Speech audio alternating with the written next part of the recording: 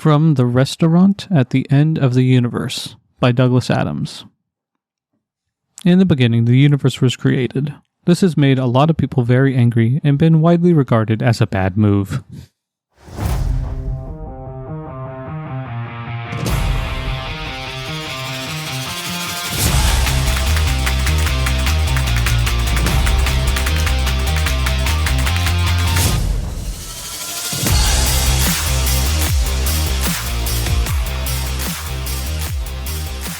Welcome back to the Reading Room Ruffians, the podcast from Unseen University's library. We are discussing Terry Pratchett, A Life With Footnotes today. This is Mallory, and I'm joined by my miracle-making BFF, Ariel. Goodness is about what you do, not who you pray to. And our Supreme Overlord Carla is joining us as well, back from Seattle. It's magic, even if you know how it's done. And joining us from Seattle once again is Zach. Wisdom comes from experience. Experience is often a result of a lack of wisdom. Okay, so this was Zach's deep dive book, Terry Pratchett, A Life With Footnotes. And it was written, compiled by Rob Wilkins. And I will let you start off, Zach, that way.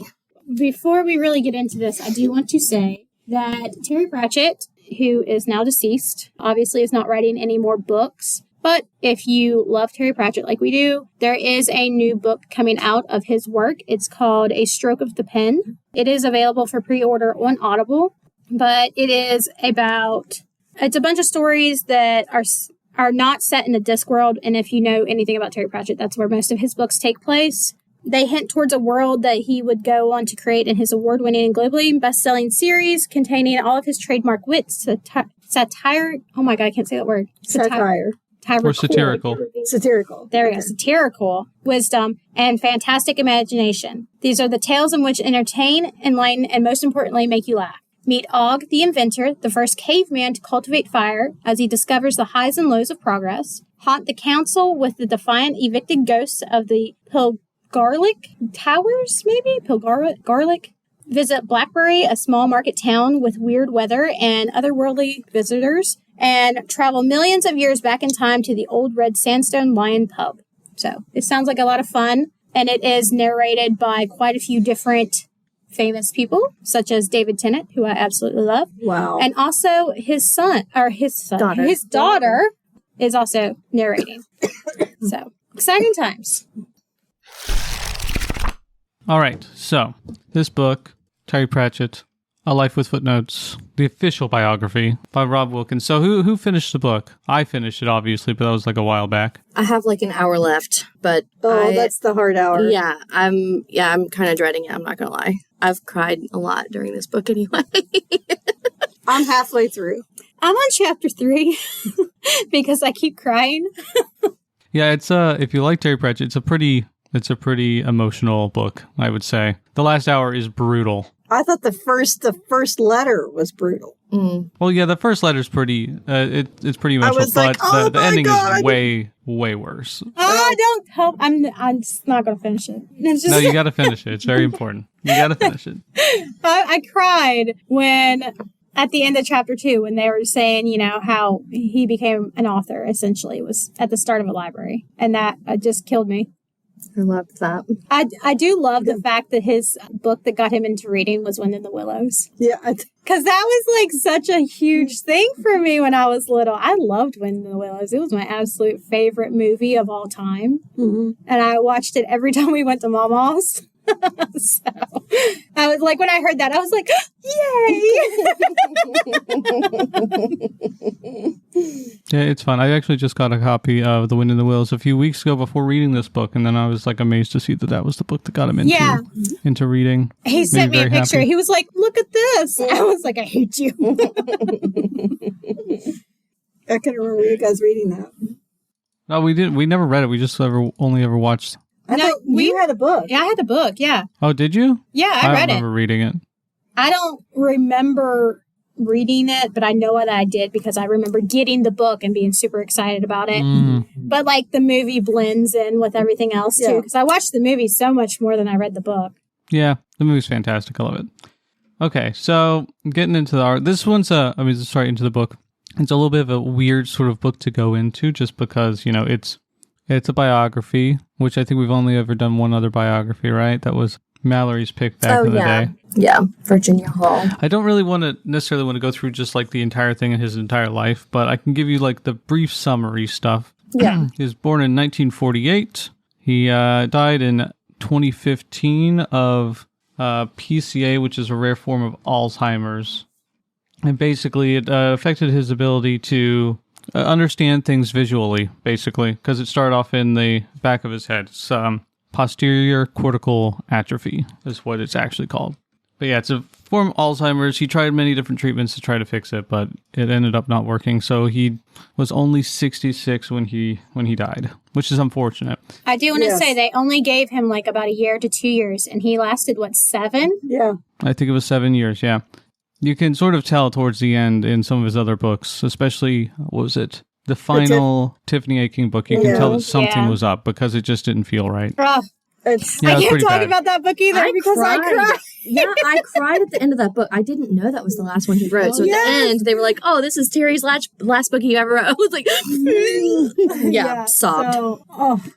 And so this is told from the perspective of Rob Wilkins, who was his assistant. Yep. And it's kind of funny because Terry Pratchett, he decided, like, when he was a pretty successful author, already, that he needed a personal assistant. And he wanted a lady from the village.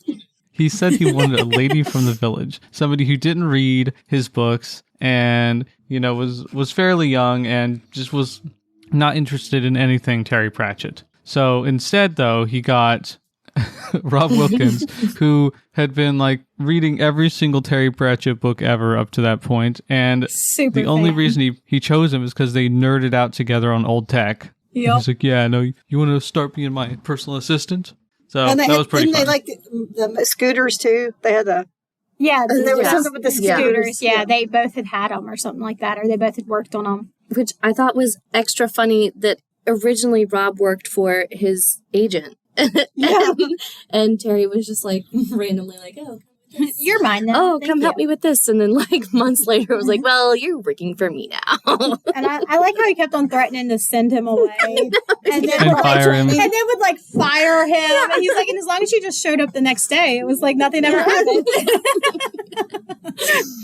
Yeah, it's pretty funny. Rob Wilkins and Terry Pratchett just had a great relationship. He was, I think he was his personal assistant for 20 years or something like that. It was a long time. So I figure of all the people to write a biography of Terry Pratchett, he's probably the best one. Yeah. Yeah. And a lot of this stuff was actually stuff that Terry wanted in his autobiography. And he said that if he was going to do one, it would, be whenever everybody that was in the stories was gone. Yeah. Which I thought was funny because somebody else had said that to him, which I loved how he got a lot of his ideas from other people and then was just yeah, that's how we're going to do it. Yeah. Yep. I think his autobiography, he only got up to the mid 70s or something like that. Yeah. Yeah. Yeah, because he always put his novels first. Oh, yeah, definitely. Which I love that.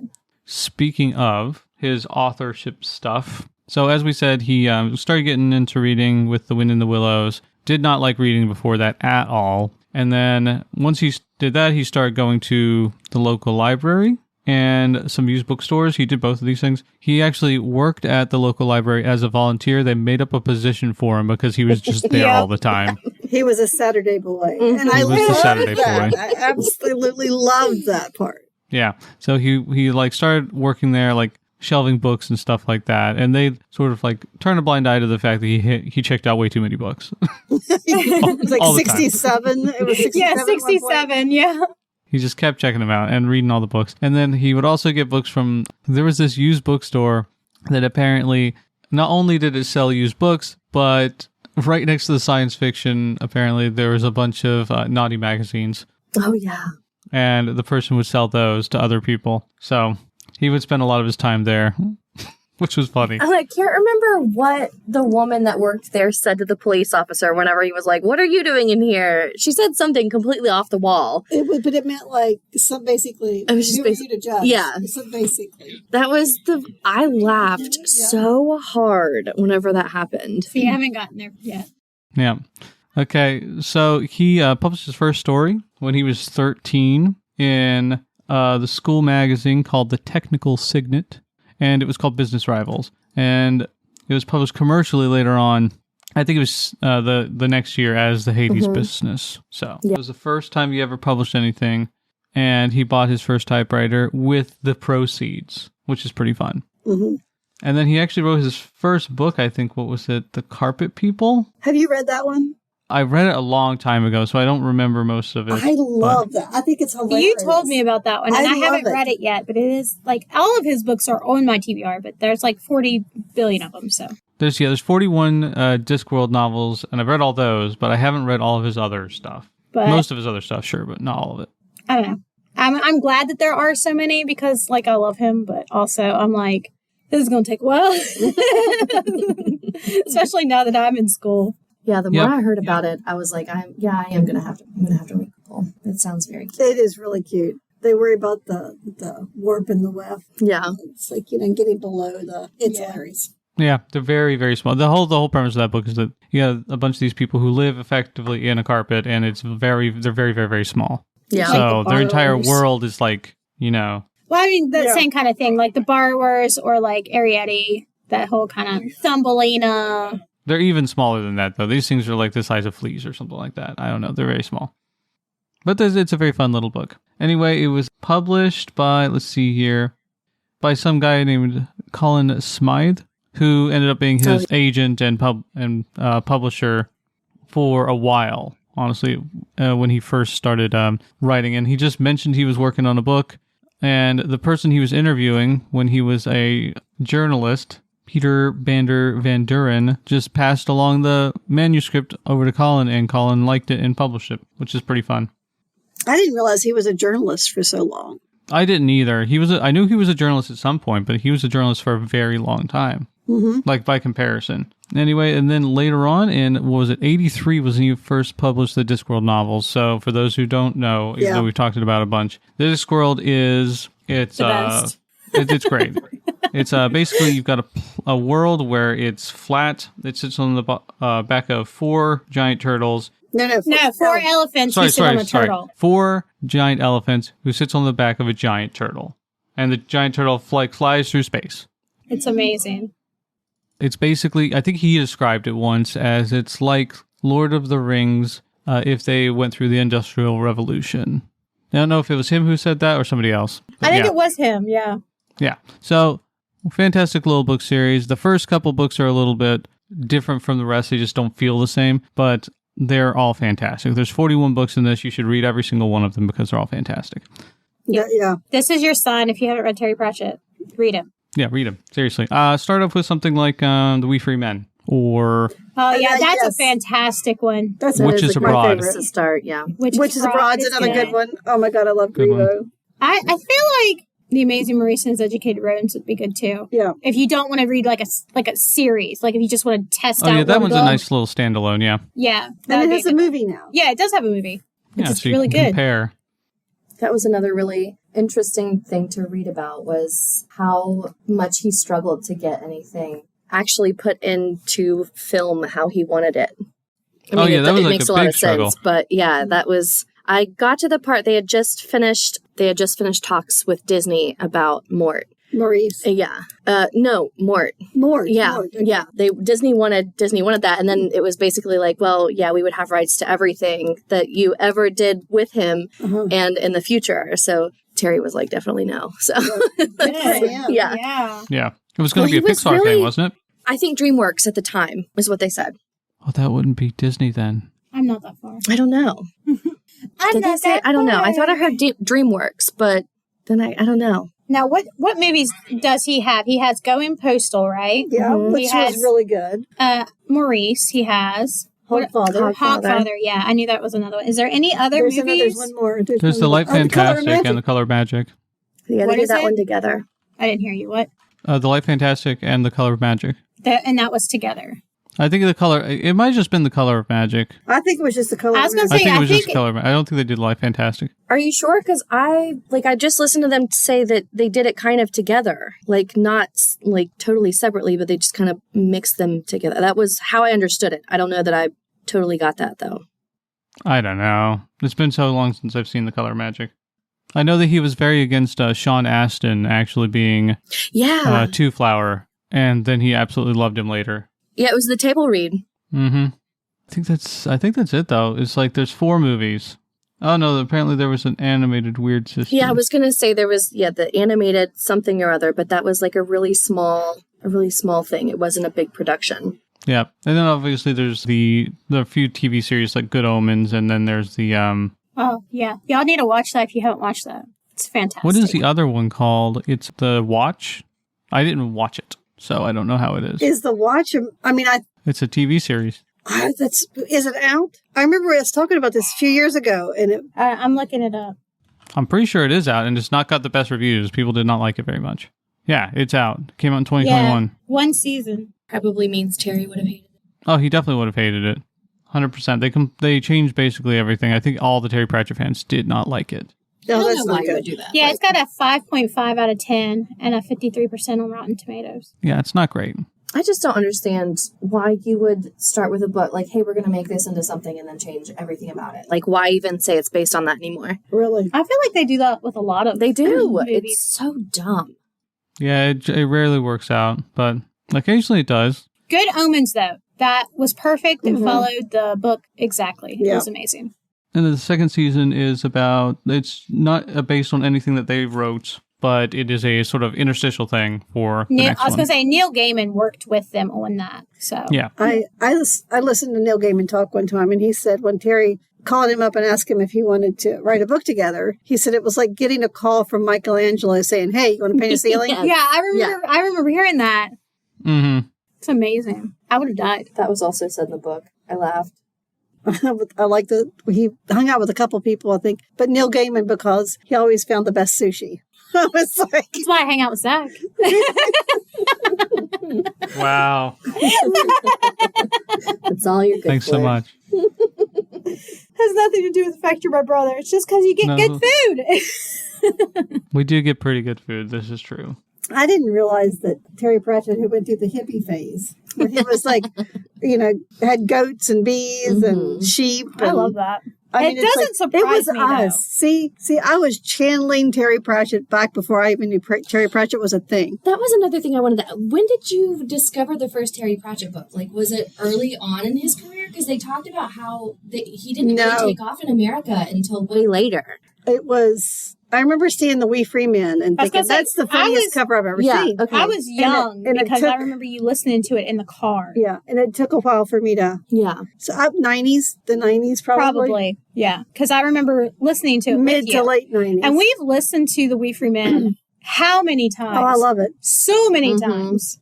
Like, Savannah bought me all those for my birthday, I think, one year. I love I just love his them. characters. Yeah. I mean, I just get emotionally attached to the character. Yeah, and that really...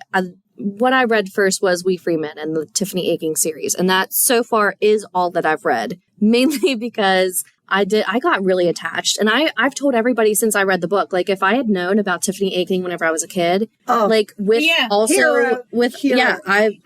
that's the reason I was a witch for Halloween for how many years? Yeah. So many years. And thinking back on that, I wonder if it's because we listened to... It may have been. Because I loved it. I was like, I want to be a witch. Yeah. I want to be a witch. I want to be a witch. I mean, I did anyway. And then just to read that as an adult and knowing like that was written for somebody like baby Mallory was, oh my God, I told Mom, I've told everybody really, if I had read that as a kid, nobody would have been able to convince me that I wasn't going to be a witch. Like, nope, sorry. Like Rowan's just right at that age now too. Mm-hmm. And I I don't think that I could get her to listen to it purely because she's got the Tiggers. She is everywhere all at once. She told me that. I was like, oh my God, hello, child. She told me the other day, she was like, Mom, can you come in here and sit and watch something while I play? I'm like, why? And she's like, it's just too quiet. I was like, no. I can identify with that. I don't like the quiet. It's because her brain just goes 90 miles an hour all the time. Yeah. But I love his characters. Love them. Yeah, they're so well written and they develop amazingly. And yeah, you get really attached to everybody. And I like his take on witches too. Also, your vocabulary. Because it's not your typical take. Yeah. It's like, your vocabulary will also grow. oh yes. Yeah. Sorcery. Oh, yeah. Susurrus, as she says in the book. Yeah. Yep. And did you catch the part where when he got that one book of something in knowledge, where he read it from the beginning to the end? Because he didn't know you weren't supposed to. Yeah, It's like and the same thing with the dictionary. That's what, yeah, That very line was in... because no one told her you weren't supposed to. Yeah. Was in the Wheat Free Man. I loved it. Yeah, actually, that little series, the Tiffany Aching ones, felt like the most... They put the most of him into it because it's all about the chalk and it's all about Yeah. the similar sort of stuff when he was growing up.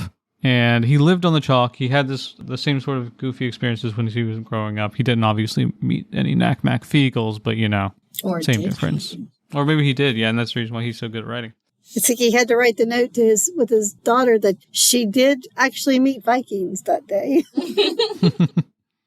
I want to write to that library that he went to. Oh my gosh, I want to go to that library. I want to go, but I want to email him and be like, thank you for creating Terry Pratchett. It's like, Yeah, for so real. let's trade library Yeah. cards. Yeah. That'd be fun. Seriously, I think after this podcast, I'm going to look him up and see if I can email it's him. like, I like how they had the Lord of the Rings trilogy tied up and Yes. just slid it across the desk. I think you might like that. Yep. It's like a drug deal, but with books. Speaking of the Lord of the Rings, the experience with him and Tolkien, right, where he read one of the books and right when it came out and was one of the first people or the first Oh, person yeah, to his send first fan mail. Tolkien any fan mail on that book. Yeah. And it was like very short and sweet, but it made him think that, authors are just people and you should just be able to talk to them. And that changed the way. That's why he answered his fan mail as much as he did later on in life, because he wanted somebody else to have that same sort of experience, because he thought it was very, very pivotal in his, I guess, career as an author, just like writing in general. Was it Arthur C. Clarke he ran into in the bathroom? I don't remember this part. It was something like where authors were just people. He was at a conference or something, or a convention or whatever they had, and it was one of the famous authors. They had both were peeing, basically. I don't remember that either. Because I was like, yeah, that's pretty human. I guess that's what made me think of it. It's like, oh, but he met a lot of authors that I have read that I would have never put together with him. Mm-hmm. Which is I don't know why. And that T-shirt he had at that one conference, it's like, a Tolkien was so and so, it had this big list, but I'm here, Terry, and my name's Terry Pratchett. It's like he had met all these people, yeah, and had interacted with them. And I don't know. I think about the fact that he's no longer signing books and whatnot. Like, I've Googled books signed by him, and they're so expensive. yeah, we talked about that with the Curiosities. Yeah, about how With the rare books, yeah. Yeah, he would sign for hours and hours. And I want a signed piece of it. Mm-hmm. Mm-hmm. I don't even It would care be which nice. book it is. I just want one that he has signed. Like, because he's definitely top 3 favorite author. Maybe top He favorite is my author top. ever. Yeah, I don't know. Him and I think Neil Gaiman and Holly Black are my favorites. Because I'll always go and get their books. And these are my comfort books. Thank y'all.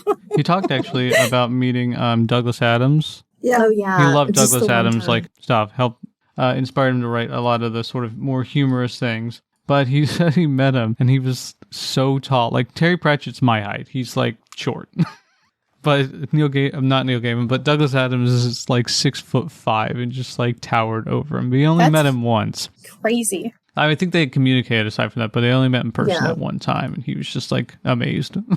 He said, was it him or was it Doug Adams that was like, we had a habit of missing each other or something like that. Like they were supposed to be at a lot of things together and they just never, Never were. went out. Yeah. Yeah. They had like one interaction once. Did you hear his theory? You remember his theory about why Douglas Adams was so tall?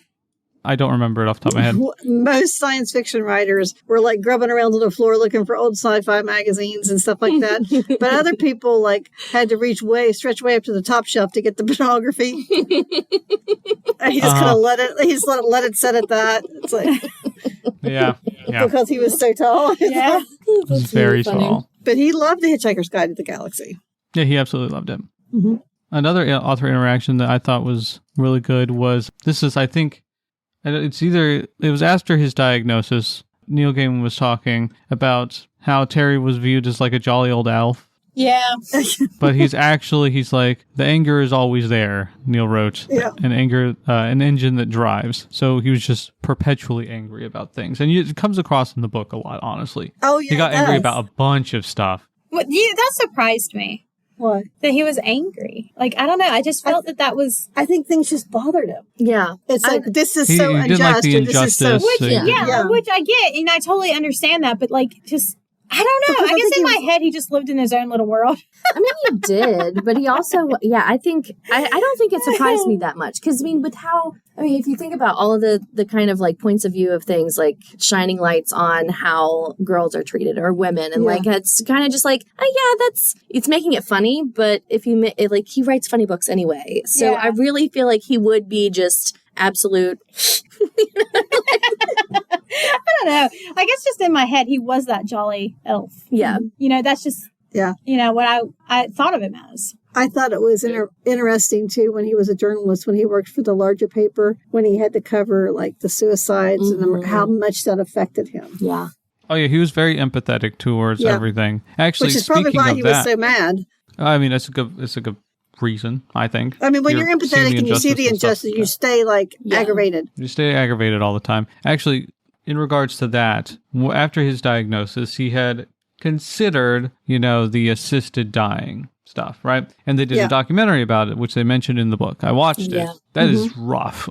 For one thing, that is rough. But you could see, I think, a lot of that anger in there because he's like, people should be allowed to do this in England and Great Britain. And he worked really hard in his last few years to make that the case. It's still not the case, but he tried really hard to do that because he was thinking about taking that path himself. He ended up not doing it, but he was like super affected by watching the people who took that option. He was like in the room with one of them when they actually took the poison and fell asleep. I imagine it would be hard really to mess with them. Like, I can't imagine going through life and having Alzheimer's and and knowing somewhere in there that you used to could do that. Yeah. You used to could remember. I mean, at first, after a while, I think it gets to the point where you just don't. You just don't know what's going on. But I can't imagine getting to that point. Yep. It was like the last chunk of this book describes in pretty awful detail what the last year especially of his life was like, where he could no longer type, he could no longer even sign his name or anything. He just had like a box and he would try to put a line in there when he was trying to sign things. And eventually he just couldn't do anything and he just became unresponsive and just effectively died in his sleep because his brain just didn't work anymore, at all. It was very sad. Yeah, I'm dreading that chapter. They've hinted at a couple of things and I'm already just like, it'd be cool to not. But I know that he would have wanted it that way too. Because he was very progressive and made sure that stuff was seen by people and done for other people. And that wasn't just for Alzheimer's or anything like that. It was, really anything he was interested in. And he was interested in all kinds of things. A lot of stuff. The saving the tortoises tickled to death, where he would rescue them from pet shops. I'm going to cry. I can't even talk about this. Whew. Yeah, that was a good one. And I didn't know that the Discworld Foundation was a thing. And that goes into all kinds of other things. Yeah, I think they do Alzheimer's research, but then all kinds of other stuff that he was interested in as well, like animal rescues and all kinds of that stuff, which is really cool. Okay, we need to talk about something better because I'm over here crying. It talks about this more, well, it does talk about it in the book, but it talks about it more in his 2-part thing about living with Alzheimer's. He was trying to treat it, so he would try all kinds of different treatments. Most of them were experimental because there's no cure for Alzheimer's, right? One of them, though, was this helmet thing that would supposedly shine IR light into your brain. I'm not entirely sure how this works or if it even makes sense. It doesn't seem to have worked at all, but... Something had to have worked. Because he lasted 7 years when he should have lasted 1 or 2. Yeah, no, I think part of it was the drugs, part of it was him trying the experimental techniques. I don't think that this light thing worked, but he did try it for a long time. I also feel like it was sheer spite. That's what I was going to say. Also I think it was just him being so friggin' stubborn, and I love that. When he got his checkups and he was not any worse, and he was like, well, not any worse is a win. That means that's all I'm really going for here. It was an interesting thing. You guys should check out that documentary as well. But he tried really hard, and he was trying to fund everything and like trying to like talk with other people and find out what everything was like for everybody else who was suffering from the disease. And he talked to, by the time you would want to do something like the assisted dying with Alzheimer's, you can't make the decision anymore, and how that was like just not cool, basically. Because I mean, if you're still cognizant enough to make the decision, then you don't want to make it, right? Yeah. But if he could make the decision and be like, well, if I get to this point. That's usually what a living will is. And but the fact that it's not, you can't do it is, I think, the dumbest thing. Like, who would want to live like that? Nobody wants to live like that. There's no way. And it's like, I just don't, if it comes to a point, I don't ever want to be kept alive if it's like that. Yeah. And I should be able to say, I'll drug you. Yeah. I should be able to say, as, is a joke going into anything like that. It's a vitamin, leave her alone. I don't know what you're talking about. She just died in her sleep. Yeah. I feel like anybody should be able to make that decision for themselves, either while they're still, around to think about it and, make that choice, or, plan for it in the event of anything happening like that. I don't want to spend all that money for nothing, because that's kind of what it is. It's just, you're suffering. You're elongating your suffering. Yeah. You're allowed to put animals down when they suffer. Yeah. I watched that Me Before You movie, which is a book. And that one, oh my God, first of all, sobbed. I don't usually do sob movies, but anyway, yeah, that was one of those, it's about that and how hard she struggled to get, her husband by that point to be able to do that.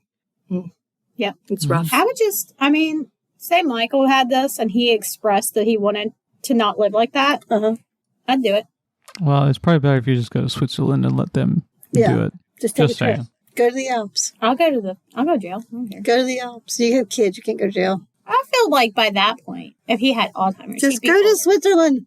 It would probably be legal most places by then. So I guess one other thing, towards the end of his life that happened, he was knighted in 2009. Oh, so he's Sir Terry Pratchett, knighted by the Queen for his services to literature. I thought he has like a bajillion honorary doctorates too. He does, yeah. I thought it was very funny. They talked about how the hotel room, like the bathroom, something was wrong with it, so he wasn't able to take a shower that morning. I can't remember exactly what was said about it, but essentially it was like the Queen was welcoming in the unwashed. Yeah. I was like, oh my God. I thought that was very funny. Every time he traveled, and he would like go to these book signings and things like that, and he always had a list of complaints because for some reason, I don't know why book signings were like this, but half the time he wouldn't have a chair and a desk. He'd just have like some weird podium or like a pile of books or something to sign on. And he's like, why are people doing this? And then he would go to hotels, and the hotels were half the time just awful. And he's like, we cannot keep doing this. And he would have a list of complaints every single time. Whoever was picking these places obviously searched like I did when I find hotels. It was awful. I wanted to say, though, he didn't want to spring for this super expensive stuff. Like, he was still very money he smart, was very aware that he was not poor, but he also wasn't like, I'm just going to throw my money around willy-nilly. Yeah, no, he would buy stuff for his hobbies and do stuff for his hobbies, but anything else like that, he did not want to spend any money on, like, at all, which is funny. Oh, man, he almost bought a DeLorean. How cool would that be? There was a DeLorean in Ripley. There was. Zach, you remember that? Yep, I do remember that. Wow. Yeah. They were going to get like the original, well, not like the original, but an original kind that we would drive here in America. But they were like, let's wait for a right-sided. And so they did. Drive one. Yeah. And then at the last minute, like Rob was going to pick it up, like booking flights to wherever. I think it was in Scotland. And Terry was like, I think the car of my dreams I'll never have to have in a shop and take care of and do all this stuff. So, cancel it. They put a deposit down on it, like didn't get that back or anything. Oh my gosh. It wasn't even that expensive, I don't think. No. Yeah. That's what Rob was like. He could have hired somebody to take care of it, like a whole garage. Yep. He did his own repairs. Yeah. He was like the most successful author in all of Great Britain, aside from J.K. Rowling when she wrote the Harry Potter books. He was annoyed by that, wasn't he? He wasn't so much annoyed as like everybody kind of pushed it on him. They talked about that in the book. Like he was, just kind of like, oh, okay, whatever. And then it was like, oh, you have a thing against J.K. Rowling? Yeah, and he's like, when? Like, okay. Nope, they only ever had one interaction as well, I think, those two. Yeah. I think she's crazy. I think that would have been hard for him. Yeah, well, she didn't come off quite as off the wall back in the day, I don't think. It's only within the past few years it's been a lot more apparent. Yeah. The other thing is so this is a thing about authors I don't understand. So he was like professional author, right? So he would get up every morning, write. He had a certain number of words he wanted to write every day, and he stuck to that. And it got up to something ridiculous. Like he was writing, was it like 3,000 words a day? Yeah. And he got up to that, words. like that number, like pretty early in his career and kept it for essentially the rest of his life. So he just put out book and book and book. He would do like 2 books a year, 3 books a year for a long time. And a lot of authors just don't do that. It's just like, you got to put down the stuff. Maybe they're just not as creative as him, but...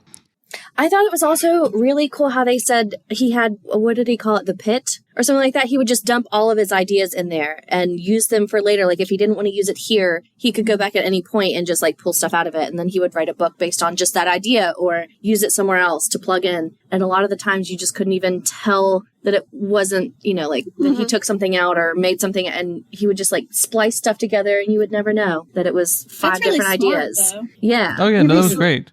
It was a neat idea, and he would the way he would do it a lot of times, he'd have a gap right in the story or something like that, and he'd say, Rob, look in the pit or whatever it's called. I can't remember. Yeah. And Rob would just go in there and grab something out, essentially at random. Was like, and he's like, yeah, no, this one will work. We can do this, and then he just puts it in there. Yeah. It's like, okay, well, I guess that works.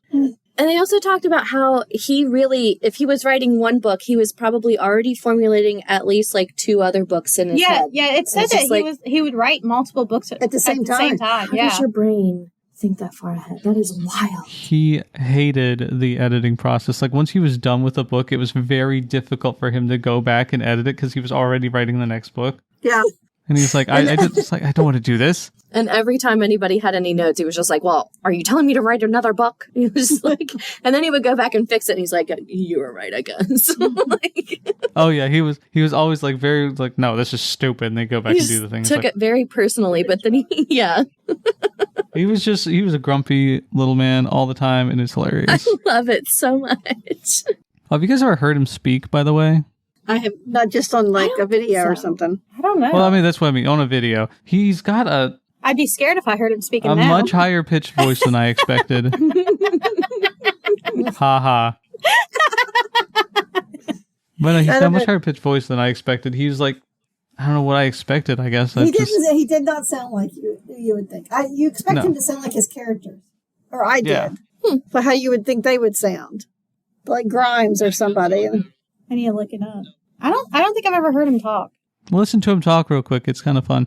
Yeah, I'm trying to think about other specifics about the book. Like the book is it's a very good little read. It's difficult to pick out like anything in particular because it was just so much different stuff that was a lot of times seemingly unconnected. But I mean, the different things he did amazed me, like the whole hippie things with the rescuing tortoises and the casting dead bees in gold. That's cool. Oh, what was the company he worked for? He was a journalist for a while, and he stopped that, and he worked at some other like nuclear power plant or something like that. Yeah, it was something like that. CBCG or something like that. Yeah, it was, which kind of surprised me. Yeah, and he stayed in touch with those people, like his group of friends, for a long, long time after that. They would have like, yearly meetups. And I can't remember what they called themselves. I liked it though. I did too. I don't remember. And I should have taken a note of that one. This is an incredibly good book. I know, but I was on the plane too sometime. Through some of it, so I was kind of like, I had not taken a Dramamine. Yeah. So I'm sure I napped. Well, I just couldn't help it. I tried really hard. But I don't think I missed much, but I don't remember names of stuff real well. Mm-hmm.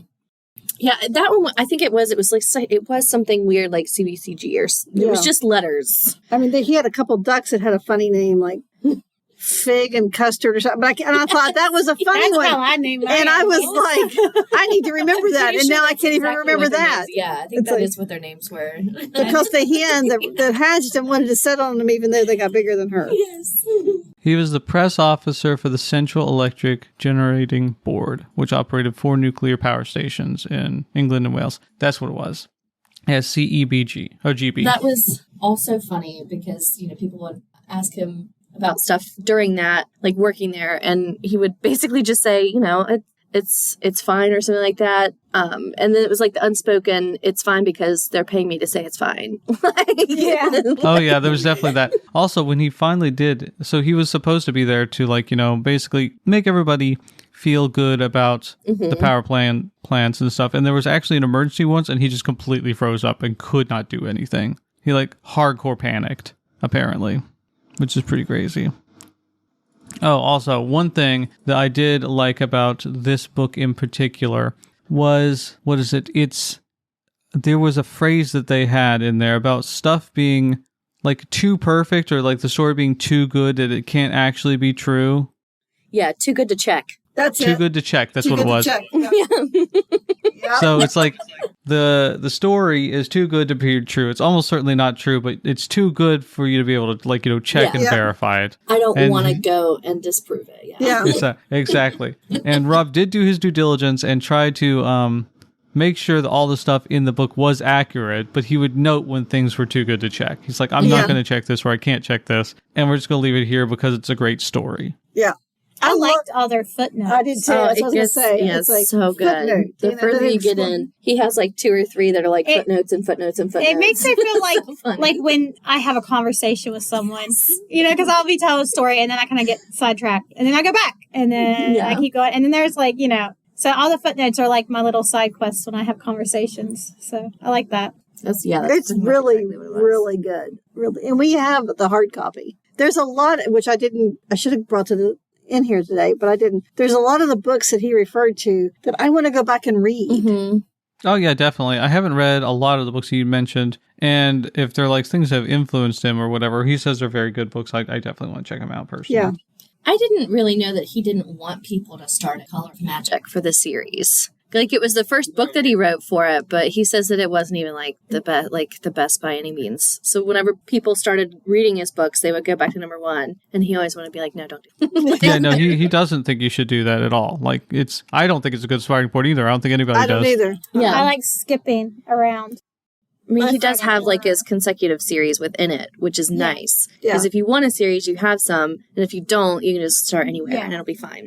That's probably the best thing to do is pick one of the sub-series and read all of that, or go by some timeline order. Yeah. Mhm. The Guards series to watch. I think they're funny. Yeah. And the vampire tickled me to death in that one. But I love Grimes. I think he is just You mean amazing. Vimes? Vimes. That's right. Yeah. Vimes is great. Vetinari's great. He's in those Yeah. ones a lot, too. Oh, I love Veterinary. Yeah, he's funny. And of course, the Witches series. Granny Weatherwax and Nanny Ogg tickle me to death. And then the whole Tiffany Aching is my favorite. Yeah. Mhm. Yeah, obviously. And the One of ones the with best ones. death. I like the ones with Bill. Yep, excellent book. Everybody should read it. And actually check out all of those documentaries as well, because they are also very, very good. I'm looking forward to finishing it because even though I do tear up from time to time, when it started, I thought, oh, Zach, I'm going to kill you. I'm never going to get through this book because, the very first thing is that letter. Mm-hmm. And, See, oh, I knew it was going to be hard for you guys because, I cried, and I didn't grow up with Terry Pratchett. I found him here. yeah. You for years were like, like read it, read it. It was us being like, you need to read this. And I didn't read any of it until you picked it for book club, and I'm very glad that you did. You should have done it sooner. Well, you don't always listen to my choices. That's why you should have done it for book club. Well, sooner. But yeah, I'm very glad. And so good. And I cried a lot. Because, I've read that series recently, and I've just poured tears. I'm super emotional about it. I can only imagine. This is why I'm only on chapter 3. Yeah, I because I can't. I just thinking about him makes me want to cry because I'm like, he was such a fantastic person, such a fantastic author, created so many wonderful worlds. And he's just gone. Yeah. The audacity of this man to just go and die. I'm not okay. The fact that he had Alzheimer's, which is a brain disorder, is also It kind of the steals worst. your memory. Yes. Oh my Says gosh. his memory like, steals everything about him that makes him. I mean, he's just such a creative person, or was such a creative person. Yeah. And Like it just took it Amy away. asked me this morning. She's like, "When did he die?" I was like, 2015. I was like, "This wasn't recent." Mm-mm. I was like, "I'm just still not okay." Yeah. And I also thought that this was like a new book, but it's like, what, 2021 that this came out? He mentions no 2021 a couple of times, so I figure it's around then. I think it came out last year, but it was like finished up in 2021 or something like that. Oh, okay, that makes sense. Yeah, it confused me a couple of times. I was like, no, wait a minute. Let me see here. Oh, yeah, okay, September 22. All right. So, I mean, yeah, it's a year old. That's not bad. Okay. But we have it. We have it at the library now. So if you guys want to come and check it out. Mm-hmm. Don't get your tear stains on the pages. Yeah. That's why I'm doing the audio. Same. I wouldn't be able to read because my eyes would just be blurry because I'd be crying the whole time. Yeah, I have found myself a couple of times ugly crying. And it's like, some of them are like, you know, It's just touching. silly things. It is Yeah. touching. Yeah. And then some of them I'm like, Like his okay, because like I said, I'm only at chapter 3, so I've only read the beginning. But like where it talks about how much he loved that library and how he always loved librarians and libraries and everything like that. And I was like, And, I get that. I understand. and even like when he had the disease fairly bad, he still went back. Yeah. Mhm. Yeah. Oh, yeah. Like Rob was saying, he didn't know how he got out to go do that at that library, and he somehow did it. Oh, they made a mention one time whenever he did go back, they were like, it was hard pressed to get the stamp out of his hand. Yeah. He was checking out books. Yeah. He didn't want, you can't make me leave. I just love that.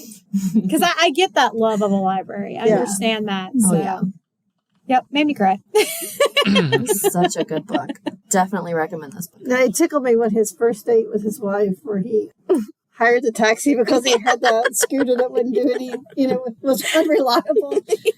But it was expensive. Yeah. So he had to go to her house, and he waited in like off where you couldn't see. And when I got there, he went over like he was getting out of the taxi. He hit his bike or scooter, and they went to the thing. And when he came back to drop her off, the taxi driver was nice enough to get out and open the door like he was getting in and driving off, when he really just went and got on his scooter, and it died on him on the way back, and he had to push it like 10 miles in the rain. Yeah. Oh, man. That's so funny. So funny. It tickled me when his mom used to have to pay him a penny a page Yeah. to read. Yeah. Yeah, that sounds like most young boys, though. Like, they just want to be outside doing stuff. Other things. Yeah. Mm-hmm. It's a really good book. It's a really good book. You did good. You picked a good one. Mm-hmm. Just for me to ruin everything with my deep dive. No, I liked everything. I liked hearing about his whole life. It made me think a lot differently about, I just guess, him. And authors in general. And authors in Yeah. general, yeah. Made me understand him a lot better, it was nice. It was nice to see. Yeah, I don't like nonfictions or autobiographies or anything like that, but so far I'm enjoying this one, and I think It's really good. Wait till you get to the turtles. It's funny. I may not even, I thought, I'll finish this coming week, even knowing I wasn't going to finish it today, but I was like, I'll finish it this coming week. I'll listen this weekend. It may be a month before I finish this book because I'm going to have to stop so often. Yeah. But eventually I'll get there and I'll let y'all know what I really think. I'm sure it'll be like, I love it, but I'm so sad. Yeah.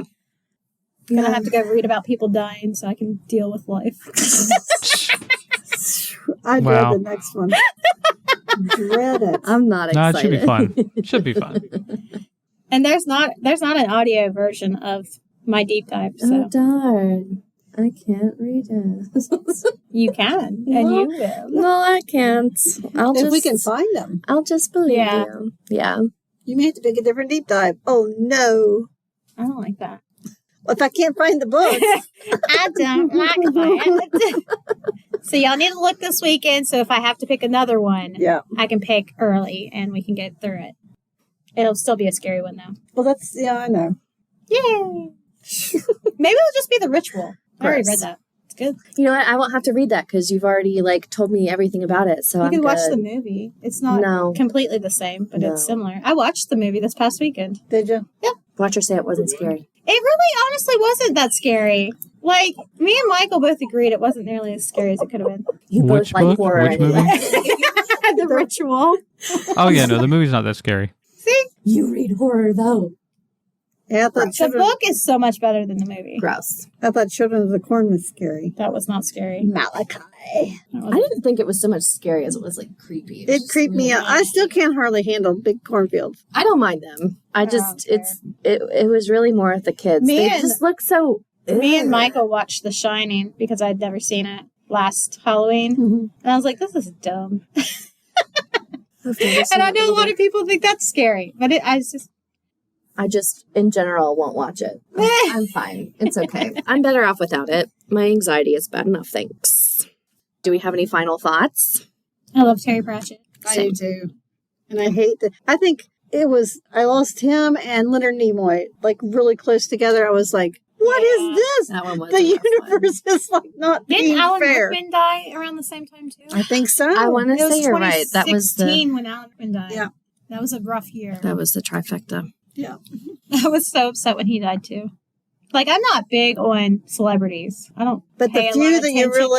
really... Michael Sheen, David Tennant, Simon Pegg. Ugh. If any of them died, I would be destroyed. Mm-hmm.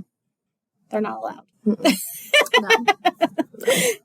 Definitely read this book. And also and read his work. Yeah, read his work as well. I'd honestly start there, and then maybe you can get a feel for him, and then you can read this, and then you can just feel the connection because it was so good.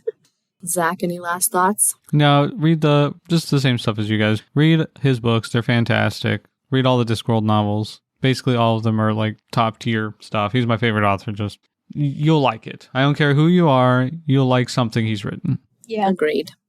And if you don't, then there's something wrong with you and not us.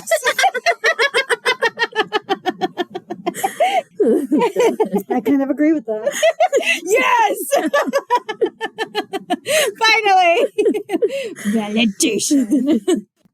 On our next episode, we will have author Chase Robertson here, and we're going to talk about what it was like writing about death in his fiction book, and we'll also talk about his poetry and any other writing he's done. We will then be having a general book chat, and that'll be pretty fun. I think we've got We got a few. Yeah, we've got a few fun ones. We will then do Ariel's Deep Dive, Last Days by Adam Neville. Hopefully, if we can find it. Yeah, if we can find it. Yeah, we're having fun with that right now because it is spooky season. And if it's not that book, we will try to throw another one in there. And by we, I mean Ariel. And it'll be scary. Terrified.